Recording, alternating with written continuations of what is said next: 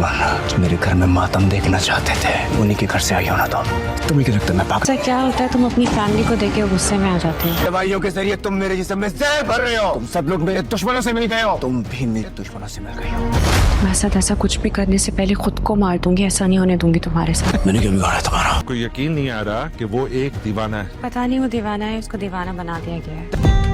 अगर मैं कभी पागल भी हो जाऊंगा तो बस तुम मुझे पागल ना करना, वरना इंसानियत पे से मेरा एतबार ही उठ जाएगा। है मेरे नसीब में बस तू ही लिखा। हमारी सोसाइटी को शेर जमान जैसे इंसानों की बहुत जरूरत है। फजर हमेशा मुझे पीछे छोड़कर खुद पहले उस मंजर में मौजूद थी जहां मुझे होना चाहिए था। इतनी चोटें खाने के बाद भी आप मेरे हर एक सजदे की बस तू ही दुआ है।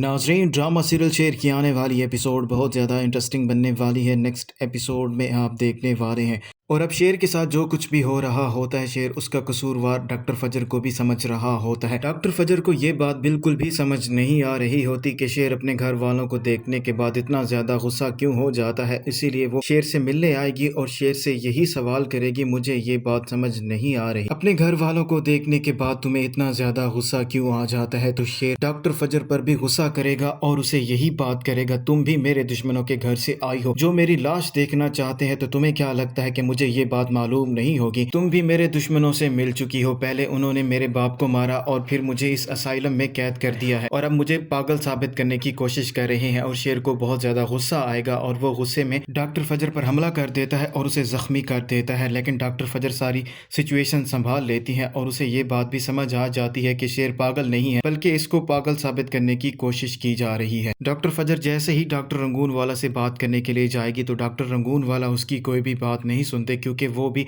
शेर के दुश्मनों से मिल चुके होते हैं। वो डॉक्टर फजर से यही कहते हैं कि शेर ने तुम पर भी हमला किया है, मैं तुम्हें पहले ही बता चुका हूँ, उसका जहनी तवाज़ुन बिल्कुल भी ठीक नहीं है और ना ही वो कभी ठीक हो सकता है। तो डॉक्टर फजर उसे यही कहेगी, उसे अपनी सारी बातें याद हैं और उसकी सारी रिपोर्ट्स भी क्लियर हैं।